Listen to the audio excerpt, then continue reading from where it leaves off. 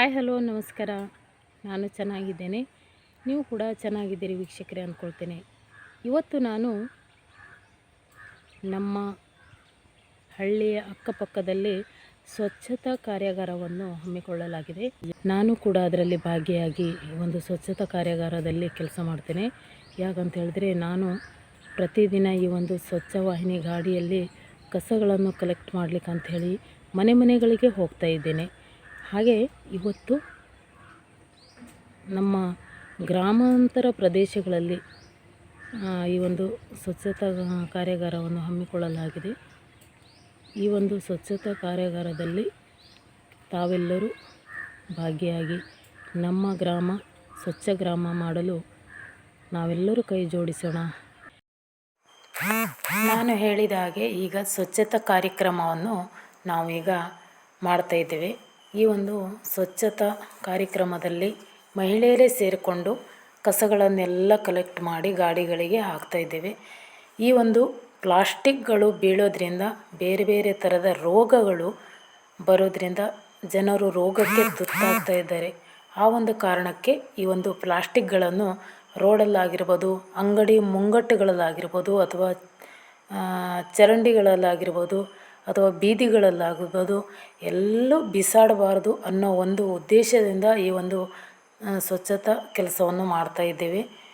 ಪ್ರತಿಯೊಬ್ಬರು ಕೈ ಜೋಡಿಸಬೇಕು. ಈ ಥರ ಒಂದು ಸ್ವಚ್ಛತಾ ಕೆಲಸದಲ್ಲಿ ನಾವು ಕೈ ಜೋಡಿಸಿದರೆ ಯಾವುದೇ ಒಂದು ರೋಗಗಳು ಸಹ ನಮ್ಮ ಮನೆಗಳಿಗೆ, ಅಕ್ಕಪಕ್ಕದ ಮನೆಗಳಿಗಾಗಿರ್ಬೋದು, ಮಕ್ಕಳಿಗಾಗಿರ್ಬೋದು, ಯಾರಿಗೂ ಈ ಒಂದು ರೋಗಗಳು ಬರೋದಿಲ್ಲ. ನೋಡಿ ಯಾವ ಥರ ಪ್ಲಾಸ್ಟಿಕ್ಕು ಬಿದ್ಕೊಂಡಿದೆ. ಇದೆಲ್ಲ ನಮ್ಮ ಕೈಯಾರೆ ಬಿಸಾಡಿರುವಂತಹ ಪ್ಲಾಸ್ಟಿಕ್ಗಳು. ನಾವು ತಿಂದಿದ್ದನ್ನು ಸರಿಯಾಗಿ ನಾವು ಯಾವ ಒಂದು ಡಸ್ಟ್ಬಿನ್ನಿಗೋ ಅಥವಾ ಏನಾದರೂ ಇಟ್ಟಿರ್ತಾರೆ ಅಂಥ ಒಂದು ಜಾಗಕ್ಕೆ ಒಯ್ದು ನಾವು ಅದನ್ನು ಹಾಕಬೇಕು. ಈ ಥರ ಮನಸ್ಸಿಗೆ ಬಂದ ಕಡೆ ನಾವು ಅದನ್ನು ಎಸಿಬಾರ್ದು.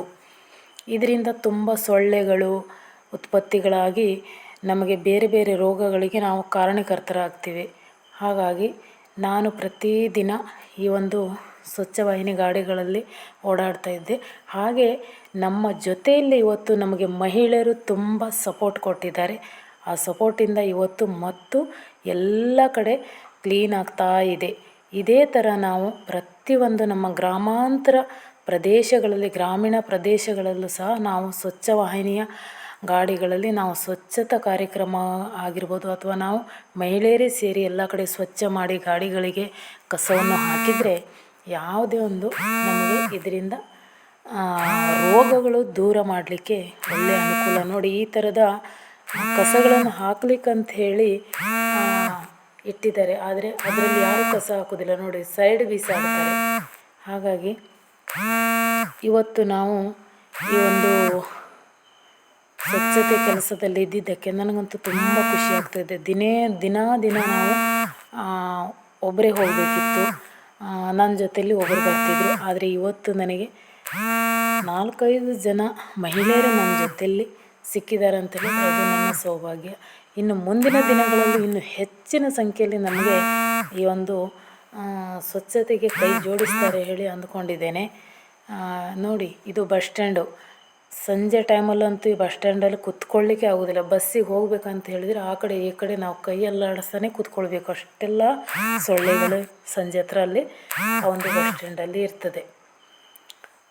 ಇಷ್ಟೊತ್ತರಿಗೆ ನಿಮಗೆ ನಾನು ತೋರಿಸ್ತಾನೇ ಇದ್ದೇನೆ, ಇನ್ನೂ ತೋರಿಸ್ತೇನೆ. ಏನಂತ ಹೇಳಿದರೆ ಇಲ್ಲಿ ನೋಡಿ ಪ್ಲಾಸ್ಟಿಕ್ಗಳು ದನ ತಿನ್ನೋದನ್ನು ನಾನು ತೋರಿಸ್ತೇನೆ.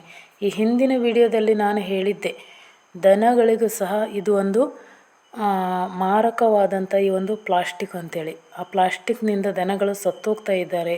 ಯಾಕಂತ ಹೇಳಿದರೆ ಈ ಪ್ಲಾಸ್ಟಿಕ್ಕನ್ನು ತಿಂದ್ಕೊಂಡು ಅವರಿಗೆ ಮೊದಲೇ ಹೊಟ್ಟೆಗೆ ಏನು ಸಿಗೋದಿಲ್ಲ. ಅದರಲ್ಲಿ ಏನಾದ್ರು ಬಿದ್ದಿದ್ದು ಅನ್ನ ಅಥವಾ ಸಾಂಬಾರು ಏನಾದ್ರು ಈ ಥರ ಬಜ್ಜಿ ಈ ಥರ ಒಗೆದಿದ್ದನ್ನು ತಿಂದಿಗೆ ಹೋಗಿ ಆ ಪ್ಲಾಸ್ಟಿಕ್ಗಳನ್ನು ನುಂಗಿಬಿಡ್ತಾರೆ ದನ. ಆ ಸಮಯದಲ್ಲಿ ದನಗಳು ಸಹ ಸತ್ತೋಗಿದ್ದು ಎಷ್ಟೋ ನೋಡಿದ್ದೇವೆ ನಾವು. ಇದು ನಾನು ಇದ್ರ ಹಿಂದಿನ ವಿಡಿಯೋದಲ್ಲಿ ನಿಮಗೆ ಹಾಕಿದ್ದೇನೆ. ಏನಂತೇಳಿದ್ರೆ ಪ್ಲಾಸ್ಟಿಕ್ ಮುಕ್ತ ಭಾರತ ಎನ್ನುವ ನಾನು ಬೀದಿ ನಾಟಕ ಮಾಡಿದವಾಗ ಇದೇ ಕಾನ್ಸೆಪ್ಟನ್ನು ಇಟ್ಕೊಂಡು ನಾನು ಮಾಡಿದ್ದೆ. ನೋಡಿ ನಿಮಗೆ ತೋರಿಸ್ತೇನೆ ನಾನು ಯಾವ ಥರ ದನಗಳು ತಿಂತಾ ಪಾಪ ನಿಂತ್ಕೊಂಡಿದ್ದಾರೆ ಅಂಥೇಳಿ. ತಮ್ಮಲ್ಲಿ ಕೈ ಜೋಡಿಸಿ ಕೇಳ್ಕೊಳ್ತೀನಿ ನಾನು, ಯಾವುದೇ ಕಾರಣಕ್ಕೂ ಪ್ಲಾಸ್ಟಿಕ್ಗಳನ್ನು ಈ ಥರ ಬಿಸಾಡಬೇಡಿ. ಚೆನ್ನಾಗಿ ಪ್ಲಾಸ್ಟಿಕ್ಕನ್ನು ಯಾವ ಡಸ್ಟ್ಬಿನ್ನಿಗೆ ಹಾಕಬೇಕೋ ಅಲ್ಲೇ ಹಾಕಬೇಕು. ನೋಡಿ, ದನ ತಿಂತಾನೇ ನಿಂತ್ಕೊಂಡಿದೆ. ಅದನ್ನು ಯಾಕೆ ಈ ವಿಡಿಯೋ ಮಾಡಿದ್ದೇನೆ ಅಂದರೆ, ಇದನ್ನು ಜನರಿಗೆ ಮನವರಿಕೆ ಆಗಬೇಕು.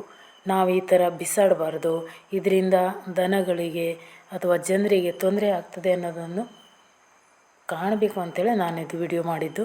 ಇಷ್ಟೊತ್ತವರೆಗೆ ನೀವು ನಾನು ಈ ಒಂದು ಚಿಕ್ಕ ಒಂದು ವಿಡಿಯೋವನ್ನು ಮಾಡಿದ್ದಕ್ಕೆ ನೀವೆಲ್ಲರೂ ನನಗೆ ಸಹಕಾರ ಕೊಡ್ತಾಯಿದ್ದೀರಾ. ನನ್ನ ಕರ್ಲಿ ಮನೆ ಸಿದ್ದಿ ಯೂಟ್ಯೂಬ್ ಚಾನಲ್ಗೆ ಪ್ರತಿಯೊಬ್ಬರು ನನಗೆ ಒಳ್ಳೆಯ ಸಹಕಾರ ಕೊಡ್ತಿದ್ದೀರಾ. ಇಷ್ಟು ಹೇಳ್ತಾ ನನ್ನ ಇವತ್ತಿನ ಒಂದು ಈ ಸ್ವಚ್ಛತೆ ಕೆಲಸದಲ್ಲಿ ಕೈ ಜೋಡಿಸಿ ಎಲ್ಲರೂ ನನಗೆ ಸಪೋರ್ಟ್ ಮಾಡಿದ್ದಕ್ಕೆ ಅವರಿಗೆಲ್ಲರಿಗೂ ನಾನು ಧನ್ಯವಾದಗಳನ್ನು ಅರ್ಪಿಸ್ತಿದ್ದೇನೆ.